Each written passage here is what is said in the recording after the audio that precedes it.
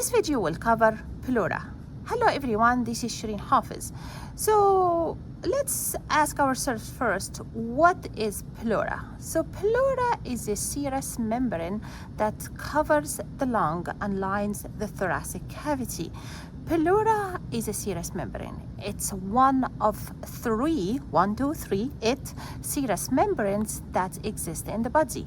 We have pleura, we have pericardium, and we have peritoneum. So pleura is the one that's in the thoracic cavity, and that is the subject of this video. So pleura is a serous membrane that covers the lung and lines the thoracic cavity. It is a closed sac. It has parts. We name those parts just for descriptive purposes. So the part of the pleura that covers the lung, it's called visceral pleura or pulmonary pleura. And we have here a dissected dog. We are at the thoracic cavity. Those are ribs, obviously. This is dorsal, this is ventral, this is cranial, and this is caudal. And I can see the lung through the ribs. That shiny surface that you see on the surface of the lung that I cannot really separate it from the lung, this is your visceral pleura or pulmonary pleura. The other part of the pleura is the parietal pleura. As the name implies, parietal, that's the part of the pleura that lines the walls. So parietal pleura has three parts: costal, diaphragmatic, and mediastinal pleura. So costal pleura, or I should say to be specific and complete, costal parietal pleura is the part of the pleura that lines the ribs and intercostal muscles. So here are the ribs. If I am touching from the inside, I'm now touching the costal parietal pleura. So all the inside here of the ribs and intercostal muscles, I am touching now the costal parietal pleura. The other part of the pleura is the parietal pleura, is the diaphragmatic parietal pleura. As the name implies, diaphragmatic, that's the part that lines the diaphragm. So here is the diaphragm in here, and that shiny surface again that I cannot really separate much, that's your diaphragmatic parietal pleura. All of that I am touching the diaphragmatic parietal pleura. Then the third part of the parietal pleura is your mediastinal parietal pleura. So what that is? Mediastinal parietal pleura, that's the part of the pleura that lines the mediastinum. What is the mediastinum? The mediastinum is the space between the right and left pleural cavity. Okay, let's back up a little bit. So parietal pleura, that again lines the wall. Visceral pleura lines the lung, but parietal and visceral pleura, the whole pleura is a continuous sac. We describe it like for just again descriptive purposes as parts, but it's all one continuous sac. We have one on the right side and we have one on the left side. The space between the visceral and parietal pleura, so visceral pleura covering the lung, parietal pleura covering the walls, that space is called pleural cavity. Pleural cavity is a potential space. It's not a real space. It's actually a real space here on the cadavers, but in live animals, it's not a real space, it's a potential space, and contains only small amount of serous fluid for lubrication. It's not a real space. So in here is visceral pleura covering the lung, in parietal pleura covering the walls, whether it's diaphragm or ribs or mediastinum. So my fingers now here, it's in the pleural cavity. Again, that's exaggerated because that's a cadaver. This is not real in life. It's a potential space that has only small amount of serous fluid. So we have one pleural cavity on the right side, okay, and one on the left side. So now I am on the left side, the left pleural cavity.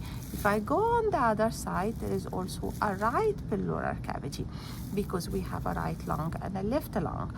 But put in mind, the lung is not inside the pleural cavity. The pleural cavity only has a small amount of serous fluid, but it goes around it. So if this is your left pleural cavity in here, and again there is another one on the right side, there is a space in between. That space in between is called the mediastinum, and the big thing is that's in the mediastinum is your heart. Okay, that part of the pleura that lines the mediastinum, the partition, I'm actually touching now the mediastinal pleura because I just pushed the lung out. So my finger is now actually touching the mediastinal pleura. So that partition in between is the mediastinum. So the mediastinal pleura is the part that touches that covers the outlines the mediastinum. So to summarize, visceral pleura covers the lung, parietal pleura covers the walls. That includes costal parietal pleura, diaphragmatic parietal pleura, and mediastinal parietal pleura. Again, all are continuous thick. Okay, so we're happy now with the pleura and the pleural cavity. Let's say more stuff. So inside that thoracic cavity, we have the lung. Okay, there is a landmark that's called the basal border of the lung. So what is the basal border of the lung? It's the caudal most extent of the lung. It has certain landmark. We already know that's that basal border of the lung. It's between the olecranon, which is about the 5 or 6 intercostal space, and it goes up to the next to last intercostal space. So this is your last intercostal space, this is the next to last. So from next to last intercostal space to the olecranon, that line in here, this is your basal border of the lung. So regardless whether we have inspiration, expiration, the lung, the most caudal extent of the lung is that basal border of the lung. The lung would not extend caudal to that line. So basal border of the lung. Again, about olecranon and next to last intercostal space. Okay, one information, leave that now. Let's go to the other thing. The other thing is something called diaphragmatic line of pleural reflection. What is that? That is the line where, again, it's like imaginary line, that is the partition or the line where the costal parietal pleura reflects to become diaphragmatic parietal pleura. So all of that I'm touching from the inside is your costal parietal pleura. This is your diaphragmatic parietal pleura. So, and imagine that my hand is inside. So the costal parietal pleura will line the ribs and intercostal space, and then oops, when it meets the diaphragm, it reflects to line the diaphragm. That line of reflection of the costal parietal pleura into the diaphragmatic parietal pleura, it's called the diaphragmatic line of pleural reflection. So again, has a landmark. So that diaphragmatic line of pleural reflection is from about the 8th intercostal space and up to the last rib. So about the 8th intercostal space at the level of the costochondral junction up to the last rib. And this is what we really demonstrated in here. We basically took away the intercostal muscles, and where we stopped diaphragm, we stopped the diaphragm. I can't go anymore. So I'm demonstrating here your diaphragmatic line of pleural reflection. What is the significance of this line?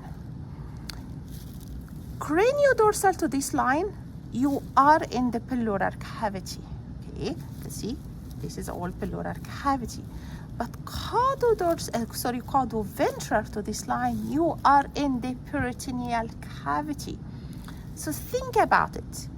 If there is a pathological condition and there is accumulation of pleural fluid inside the pleural cavity, which again, that's not normal, because the normal thing is to have just a small amount of serous fluid inside the pleural cavity. But if, let's say, blood accumulates, we call it hemothorax, and you need to withdraw that blood, or you need to withdraw like other fluids like hydrothorax from the pleural cavity, you need to be in the pleural cavity to withdraw that fluid. So the significance of that line, it tells you you have to be craniodorsal to this line to be in the pleural cavity. But your basal border of the lung is also significant. Yes, you want to withdraw pleural fluids with a needle, but you don't want to hit the lung with your needle. This is badness. So you need to withdraw fluid from the pleural cavity, which is a procedure called thoracocentesis. You need to be caudal to that basal border of the lung and cranial to that diaphragmatic line of pleural reflection. That space that's between the ribs and the diaphragm, and it's just cranial in that diaphragmatic line of pleural reflection. It's called costodiaphragmatic recess. So that space here that I'm really going to here, and here, that's your costodiaphragmatic recess between ribs and the diaphragm. That costodiaphragmatic recess, that space is your ideal space to withdraw fluid. So thoracocentesis is a procedure that you puncture to withdraw fluid from the pleural cavity. You go at the lowest safe point in the costodiaphragmatic recess. Usually in the dog is like 7 or 8 intercostal space. And you do this procedure in a standing animal because gravity put the fluid down, so you can withdraw the fluid from your costodiaphragmatic recess. And that is the significance of understanding the costal parietal pleura, the diaphragmatic parietal pleura, and the basal border of the lung, because you need to be, again, you don't want to puncture the lung, but you also want to get the fluid where it accumulates and in a safe point. Thank you so much. See you next video.